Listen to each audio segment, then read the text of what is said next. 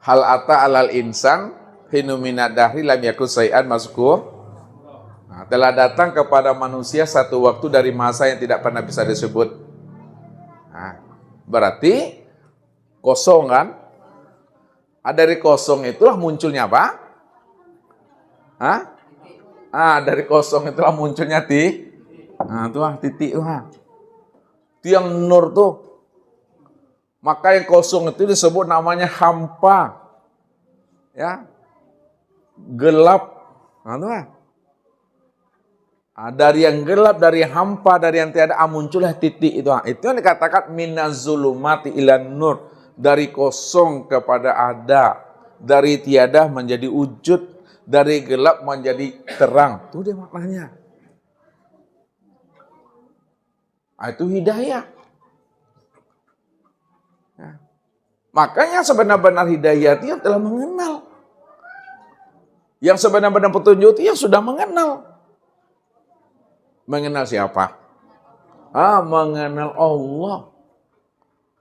Ya. Allah yang wujud, Allah yang bersifat. Kalau Allah yang wujud dan Allah yang bersifat, maka nyatanya Allah yang wujud dan bersifat itu yang disebut namanya insan itu. Makanya insan itu dikatakan wujudullah. Insan itu disebut wujudullah. Kenapa insan itu disebut wujudullah? Lihat. Kenapa insan itu disebut wujud Allah?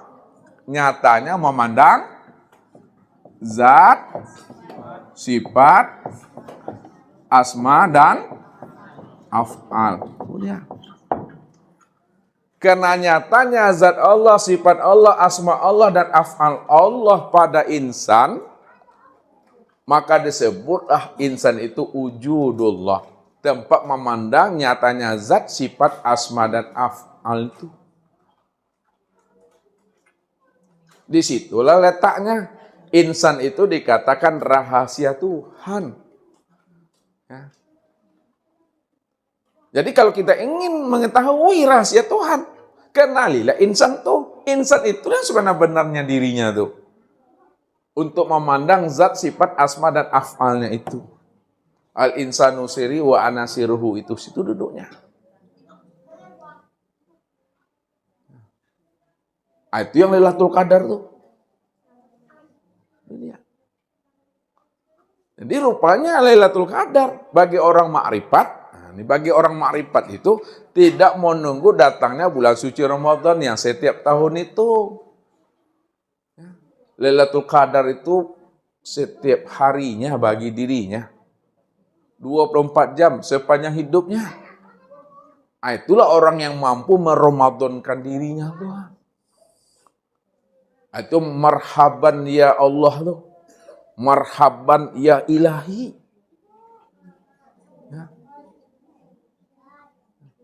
Ya kepada Allah pulangnya. Kepada dirinya kembalinya. Disitulah letaknya Allah mengatakan, Ana ad-dahar, aku ini adalah masa. Aku ini waktu, aku ini peristiwa. Maka masa, waktu, dan peristiwa itu aku. Maka orang yang telah mengenal Allah, bulan yang penuh dengan rahmat, bulan yang penuh dengan barokah. Itu maknanya marhaban ya ilahi, marhaban ya Allah. Disitulah dikatakan bulan Ramadan itu bulan mubarak. Qad ja'akum syahrul Ramadan, syahrul mubarak. Nah, ini lihat hadisnya nih. Qad ja'akum syahrul Ramadan, syahrul mubarak. Mubarak. Telah datang kepada kamu bulan Ramadan, bulan yang diberkati. Maksud mubarak itu Bapak Ibu, itu nur itu. Mubarak tuh yang diberkati itu nur. Nur maksudnya tuh. An-Nur itu yang disebut namanya Muhammad. Muhammad itulah tajalli Allah. Muhammad itulah rupanya Allah. Makanya dengan nur itu terjadinya sekalian Segala alam. Apa kata Allah? Khalaqtuka li ajli wa khalaqal alam li ajlika. Nah, ini ya.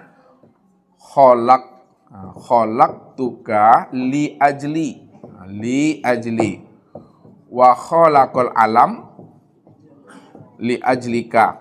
Nah, dijadikan dirimu itu, apa maksudnya dirimu tuh? Iya, aku jadikan engkau Nur Muhammad tuh, dijadikan Nur Muhammad itu li ajli. Li ajli itu apa? Li ajli. Tajali apa artinya? Kalau bahasa Minang jale. Khalaqtuka li ajli, aku ciptakan dirimu, aku jadikan dirinya untuk menyaksikan diriku. Untuk melihat diriku. Supaya aku bisa dikenal, supaya aku bisa dilihat, supaya aku bisa disaksikan. Makanya dikatakan Allah, khalaqtuka li ajli, aku jadikan dirimu itu untuk memandang dan menyaksikan akan diriku. Apa maksudnya? Aku ciptakan dirimu itu tempat memandang akan wujud rupa diriku, itu maksudnya nur. Nur ini yang disebut tajalli Allah. Nur ini disebut wujud Allah. Nur ini disebut sifatullah. Kalaulah nur itu disebut namanya tajalli Allah, wujud Allah, sifatullah, maka sifatullah, wujud Allah, tajalli Allah, itulah yang dikatakan Muhammad, Pak. Nur Muhammad. Wa khalaqal alam li ajlika. Nah, baru yang kedua. Makanya dijadikan alam untuk memandang akan diri siapa? Dirimu Muhammad. Tuhan. Jadi kesimpulannya Nur Muhammad itu berasal daripada diri Allah. Sedangkan alam dan segala sesuatu itu berasal daripada Nur Muhammad. Itu terjemah maknanya. Alam dan sesuatu inilah yang disebut kenyataan Muhammad. Muhammad itulah kenyataan rupanya Allah. Kalaulah Muhammad itu kenyataan rupanya Allah, maka Muhammad itu sebenarnya diri Allah. Sekarang yang dikatakan Muhammad yang mana? Alam, sesuatu. Kalau yang dikatakan Muhammad itu alam dan segala sesuatu, maka alam dan segala sesuatu itu itulah nyatanya Allah itu. Itu yang Ustaz katakan, alam dan sesuatu itu adalah bentuk lain aku. Bentuk lain aku. Bentuk lain aku itu apa maksudnya itu? Dirinya Allah jua. Contoh, ini bentuk lain nih. Contoh lagi nih. Kita buat contoh yang sudah lumroh, ya, kapas. Lihat kapas. Kapas ini menjadi apa? Benang. Benang itu jadi apa? Jadi kain. Kain itu jadi apa? Baju, ya, celana, sarung. Itu. Bahasanya, lihat. Kata kapas apa kepada benang? Wahai benang, bahwa sesungguhnya dirimu itu adalah bentuk lain daripada kapas. Kapas sudah jadi benang kan? Ya, maka benang itu bentuk lain daripada kapas. Sekarang benang itu jadi kain. Apa kata kapas kepada kain? Wahai kain, bahwa dirimu itu bentuk lain daripada aku. Nih kapas nih Kita ambil ke sini. Benang ini bentuk lain daripada kapas. Walaupun benang sudah jadi kain itu juga bentuk lain daripada walaupun kain itu sudah jadi baju, sudah baju celana, jadi sarung, bahwa sesungguhnya sarung, baju, dan celana itu juga bentuk lain daripada kapas.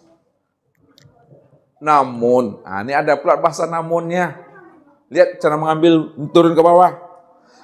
Kapas sebutlah kapas, benang sebutlah benang. Jangan benang disebut kapas, jangan kapas disebut benang. Walaupun, lihat, walaupun benang itu tidak disebut kapas, namun benang itu tiada lain adalah kapas itu sendiri. Ini itu.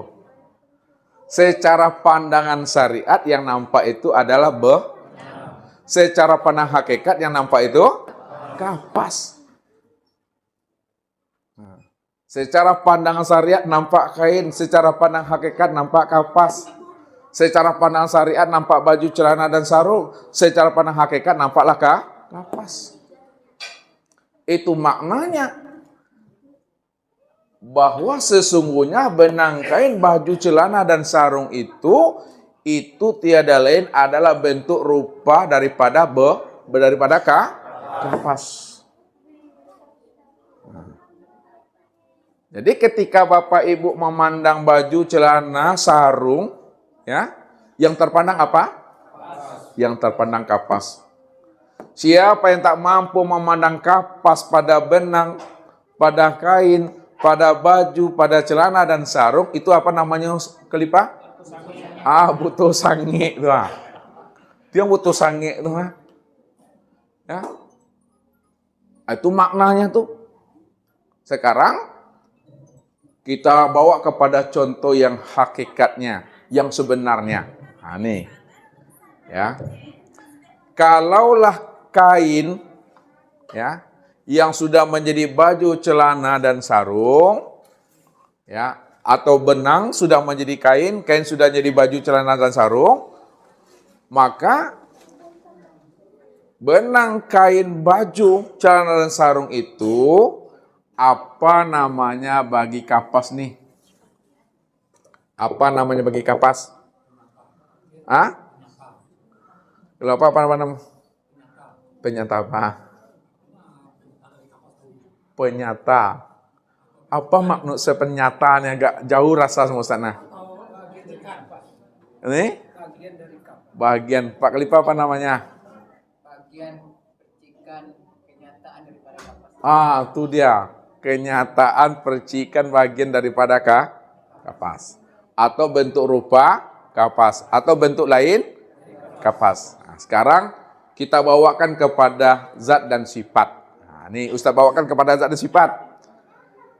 Benang, kain, baju, celana, sarung, ya, dan kapas. Kapas ini kalau kita beri dia nama, zat atau sifat, kedudukannya sebagai apa nih? Sebagai zat. Sedangkan benang, kain, baju, celana, sarung kedudukannya sebagai sifat. Paham Bapak Ibu tuh? Nah, kalau paham Ustaz mau nanya. Untuk memandang zat lihatnya kemana? Lihatnya kepada kalaulah tempat memandang zat itu adalah ke sifat, lalu sifat ini apa bagi zat? Kenyataan zat. Maksud kenyataan zat itu apa maksudnya tuh? Maksud daripada kenyataan zat itu apa maksudnya? Tidak lain zat sendiri. Maksud sifat itu kenyataan zat maksudnya apa? Seulang lagi, biar sama, biar duduk pahamnya nih. Ini kita akan mempatri. Tempat memandang zat itu kemana? Kalaulah tempat memandang zat itu ada ke sifat, ya, lalu sifat ini apa bagi zat? Kenyataan zat. Apa maksudnya bahwa sifat itu kenyataan zat? Itu yang Ustaz tanya tuh. Apa maksudnya bahwa sifat itu kenyataan zat, Daniel? Itu jauh ke dalam lagi tuh. Jangan ke sana dulu. Apa maksudnya sifat itu kenyataan zat? Maksudnya tuh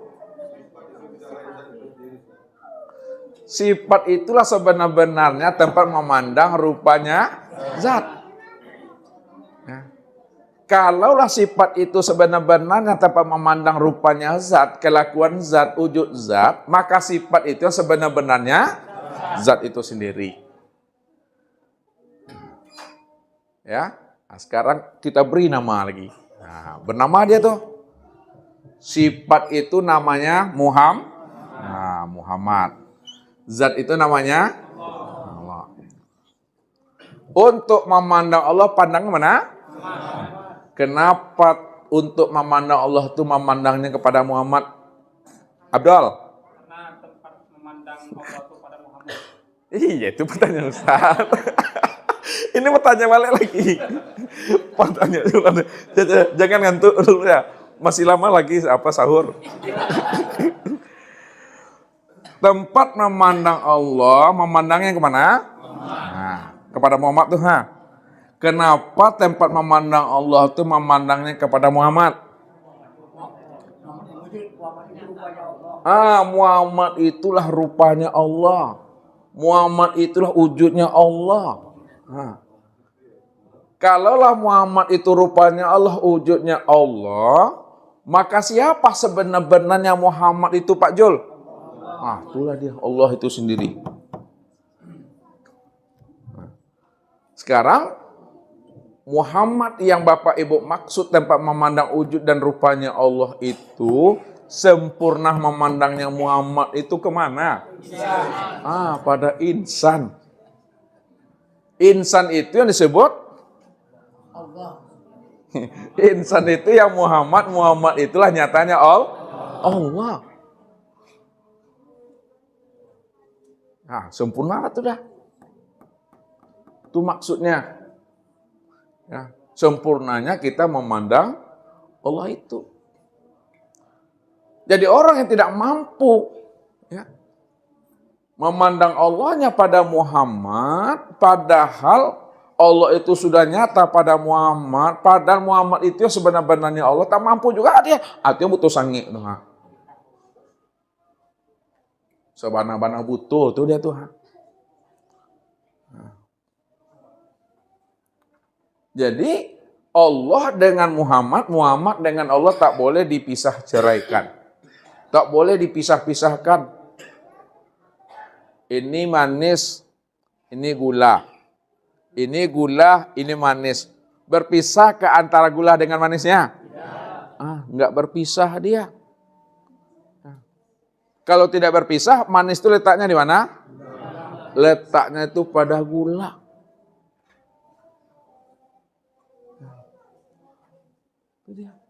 Manis itu letaknya pada gula itu. Siapa yang tidak mampu merasakan manis pada gula itu yang disebut apa namanya itu? Mana butuh sange itu? Mau tuh sange itu? Siapa yang tidak bisa merasakan manis pada gula itu disebut apa namanya? Mati rasa. Mana lu butuh sange itu? Mati rasa. Tak bisa dia merasakan manis pada gula, itu mati rasa tuh. Bukan butuh sange. Kalau butuh sange itu gimana contohnya? Mampu lihat apa? Lihat nih, kalau butuh sange itu contohnya. Ya, siapa yang tak mampu memandang kaca pada gelas, itu yang dikatakan butuh sange. Dia butuh sange. Siapa yang tidak bisa merasakan manis itu pada gula, itu disebut mati rasa. Bukan butuh sange. Jadi gunakan bahasa itu pada bahasa yang tepat. Nah, itu dia. Memahaminya. Sekarang Allah itu sudah nyata. Allah itu dah zahir, Allah itu dah wujud, Allah itu dah terang, Allah itu dah jelas. Sejelas-jelasnya, seterang-terangnya. Tak mampu juga dia memandang Allah yang sudah nyata, terang dan jelas, sejelas-jelasnya pada insan. Maka itu yang katakan hakikat buta itu. Itulah orang yang tersesat itu. Tersesatnya bagaimana kata Allah? Ulaika fi dolalim ba'id. Sesat yang sangat jauh. Dalam ayat lain, ulaika fi dolalim mubin. Benar-benar nyata sesatnya. Itu maksudnya tuh. Kalau Allah sudah mengatakan dia sesat, maka amal ibadahnya itu menjadi amal ibadah sampah. Tentu mau Ustaz, amal ibadah sampah maksud Ustaz itu amal ibadah yang hampa dan sia-sia. Wahum yahsabuna annahum yuhsinuna sun'ah. Mereka mengira dan menyangka bahwa mereka telah melakukan amal ibadah, padahal mereka sudah tertipu dengan amal ibadah mereka sendiri.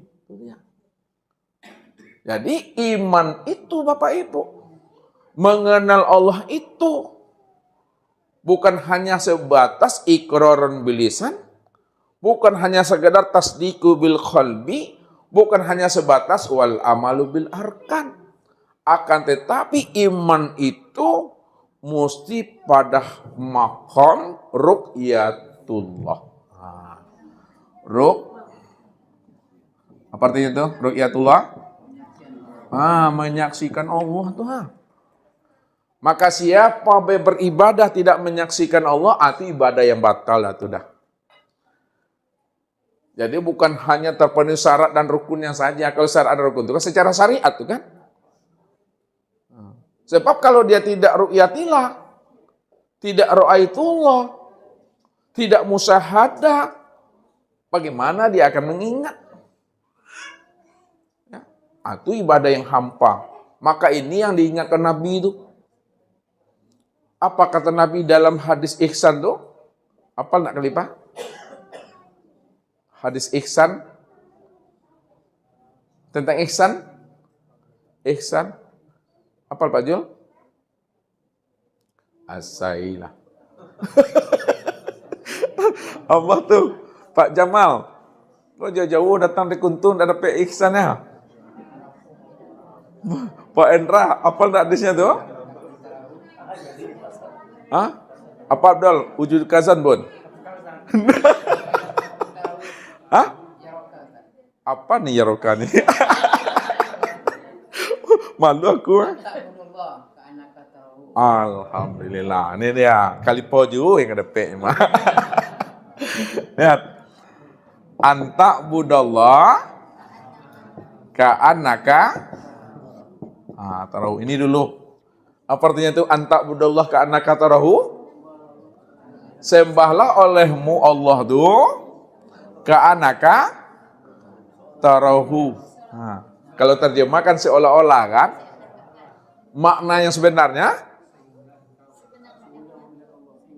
sembahlah olehmu Allah itu sebenar-benarnya kamu melihat Allah itu.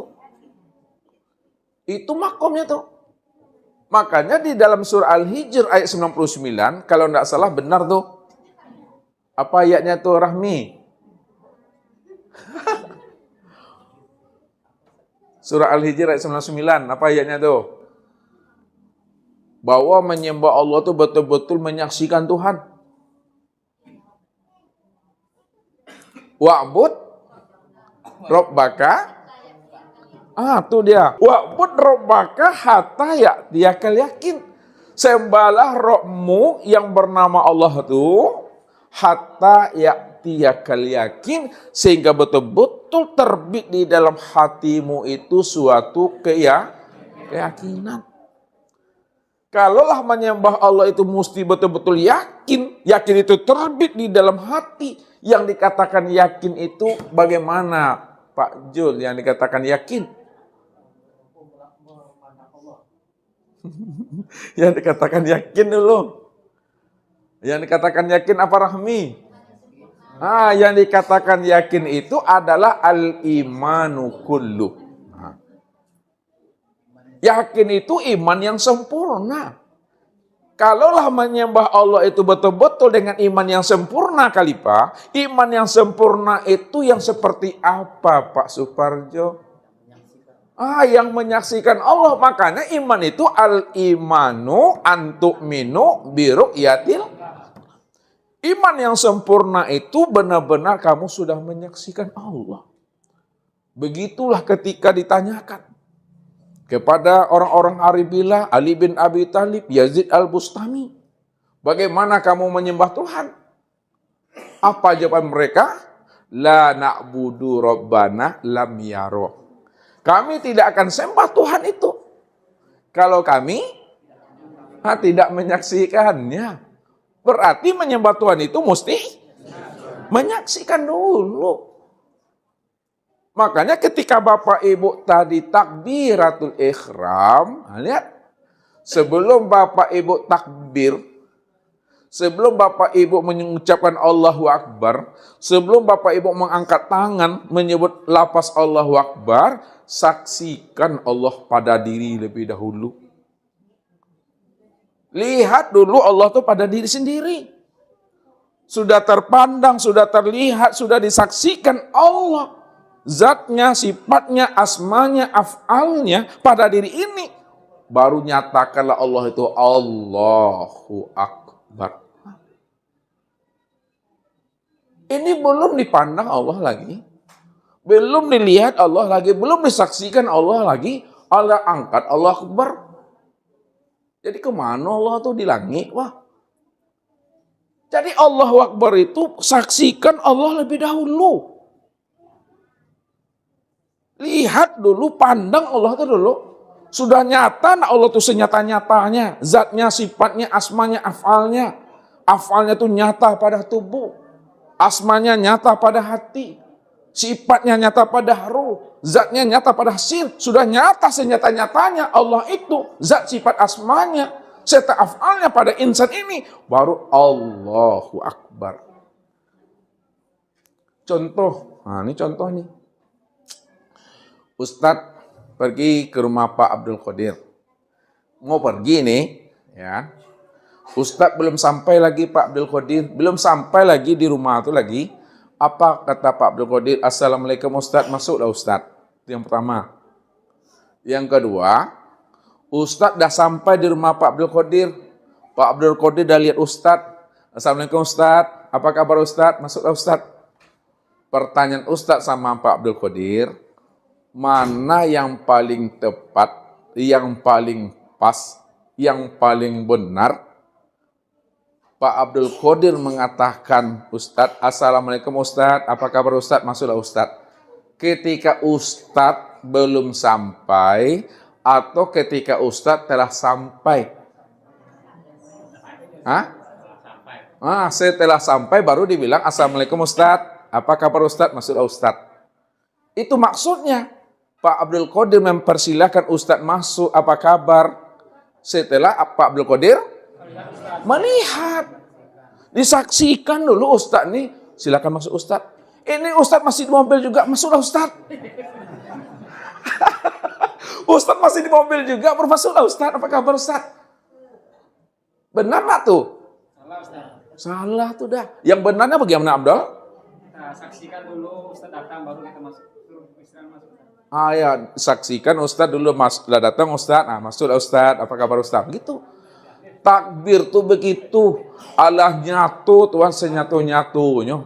Allah jali, Allah sejalah jalinya. Tak pandang pada diriku, baru Allahu Akbar. Begitu Bapak Ibu. Di dalam zikir juga begitu.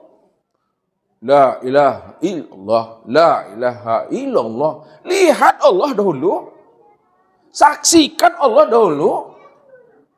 Sudah nyata Allah itu zat, sifat, asma dan af'alnya pada diri. Baru katakan la ilaha illallah. Tidak ada yang wujud dan yang nyata pada diri ini, melainkan hanya Allah semata-mata. Ikut Tuhan lalu nampak lebarnya ternyatukan Allah Tuhan. La ilallah, kemana itu? Allah di langitnya baru. Tengok dulu Tuhan, nyatukan dulu. Baru sampai la ilaha illallah.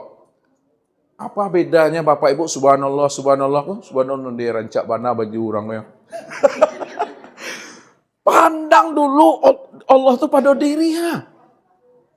Allah terpandang Allah pada diri. Ya. Baru sampai subhanallah. Kemana memandang subhanallah itu? Pada hati. Itu yang asma Allah itu.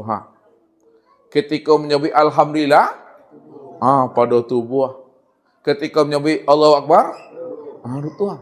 Maka tubuh, hati, ruh, af'al, asma dan sifat itulah yang disebut nyatanya Allah. Baru subhanallah. Itu dia. baru alhamdulillah, baru Allahu Akbar, baru la haula wala quwata illa billah. Jadi dipandang dulu Bapak Ibu, dilihat dulu, disaksikan dulu, dinyatakan Allah itu udah nampak, baru sapui. Itu contoh yang mudah tadi, itu yang ringan tuh. Jangan Ustadz masih di mobil juga lagi Pak Haji, silakan masuk Pak Ustadz. Apa kabar Ustadz? Ustadz masih di mobil juga, baru sampai yang dagang baru. Itu mengenal Allah. Itu yang sebetul-betul dapat hidayah petunjuk itu. Nah, sekarang buktikan lagi Bapak Ibu. Nah, kalau memang Bapak Ibu sudah mengenal dan menyaksikan Allah, apa buktinya?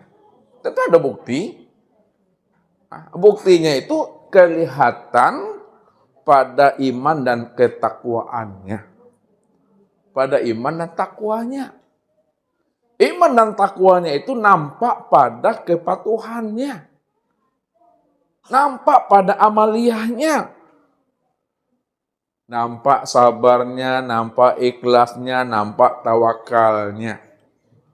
Kalau berkata baik, kalau memandang baik, kalau mendengar baik, kalau berpikir baik, meraih baik, melangkah baik semuanya. Itu sudah menjadi rahmatan lil alamin. Sudah menjadi rahmatan fil alamin, sudah bendang dalam nagari namanya itu Bapak Ibu.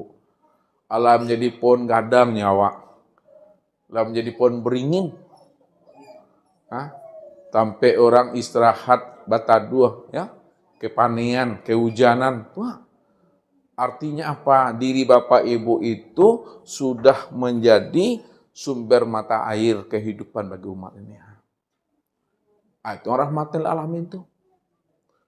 Jadi dimanapun Bapak Ibu berada, jadi rahmat lah di situ. Ya. Tempat orang curhat, tempat orang minta pandangan, ya, tempat orang minta curahan hati, itu dia. Itulah sudah menjadi sumber air kehidupan bagi umat ini. Itu yang Lailatul Qadar tadi. Makanya orang yang dah patuh dia, orang dah jinak dia. Itu yang sebenarnya yang Lailatul Qadar itu Bapak Ibu. Mungkin ini ya Bapak Ibu ya, memahami makna Lailatul Qadar ini ya secara ma'rifatnya itu, di mana Bapak Ibu sudah mengenal, sudah berjumpa, sudah menyaksikan, sudah bertatap wajah dengan dirinya. Dirinya itu adalah diri kita ini nyatanya dirinya. Itu yang sebenar-benarnya itu. Itu yang katakan Lailatul Qadar sepanjang hidupnya itu. Buktikanlah bahwa kita sudah mendapatkan Lailatul Qadar dengan cara mengenal dan menyaksikan Allah pada diri dalam bentuk kepatuhan, dalam bentuk iman dan takwa itu. Ini saja Bapak Ibu, sekarang kita buka diskusi dan muzakarah kita. Billahi taufiq wal hidayah. Wassalamualaikum warahmatullahi wabarakatuh.